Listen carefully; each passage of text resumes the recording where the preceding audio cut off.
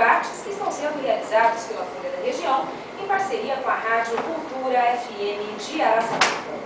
Todos os candidatos com diretório em Araçatuba foram convidados a indicar um candidato a deputado federal para participar deste debate, que terá duração de 120 minutos, de forma a garantir que cada candidato tenha a oportunidade de expressar as suas ideias. Como muitos partidos não indicaram os seus candidatos ou indicaram candidatos de outras siglas, a Folha da Região optou por ampliar o espaço a fim de dar oportunidade a todos e fará, em parceria com a Rádio Cultura FM, outros debates.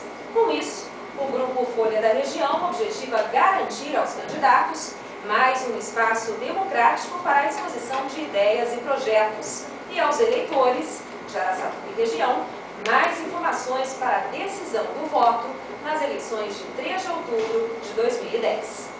Como postulantes de votos desta região, cada candidato será inquirido a respeito de encaminhamentos e soluções para os problemas da região, para mostrar os seus conhecimentos desta região do estado.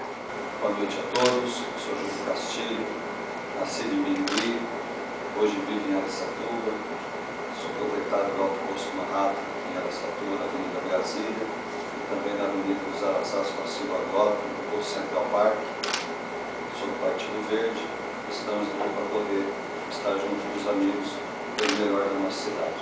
Boa noite a todos, meu nome é Joaquim Maduro, sou cristão, engenheiro civil, criado a vida inteira nessa região, morador na rua Aguapi, 3.300 quartos Araçás, em Araçatuba, com meu escritório político há mais de 15 anos, também da minha família, na Avenida Presidente Maia, 827. Estou muito feliz de estar aqui na Folha da Região, trazendo um abraço a todos que estão nos ouvindo e agradecendo principalmente a Deus por esse momento que podemos conversar com a todos. Boa noite, Alessandra. Boa noite a todos.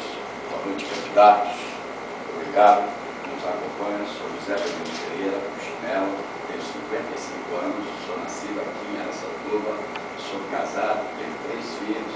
Comecei a trabalhar com 15 anos em Graxate, com 19 anos fui para São Paulo, fui vice-prefeito, prefeito do Clementina e sei das necessidades da região, por isso quero representar em Brasília como deputado. Muito obrigada.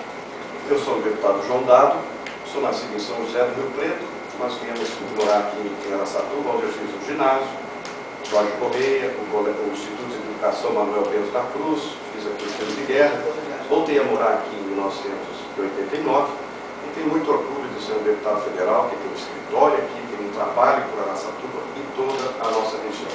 Fico feliz pelo debate, porque vai permitir que o eleitor se informe a respeito de todos.